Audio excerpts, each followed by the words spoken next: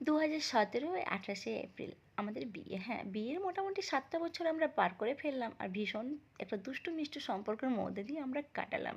সত্যি কথা বলতে সন্তায় সত্যিই ভীষণ একটা ভালো মানুষ, যে লাইফে একটা আমি ভালো মানুষ পেয়েছি।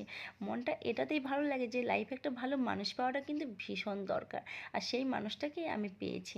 যাই হোক, ও কীরকম পেয়েছে আমাকে সেটা ওই বলতে পারবে, সেটা আমি বলতে পারবো না। সারাটা দিন বাড়িতেও ছিল না, আমি খুব মিস করছিলাম যদিও ওকে। তবে হ্যাঁ, ও আমাকে অনেক গিফট পাঠাচ্ছিল যেটাতে আমি একদমই খুশি হচ্ছিলাম না, আর মাঝখানে আমি ওকে ফোন করে বকেও দিয়েছিলাম যে কিছু গিফট পাঠাবে না। ও বললো তুমি একা একা আছো তো, আমি তোমাকে খুব মিস করছি তাই পাঠাচ্ছিলাম।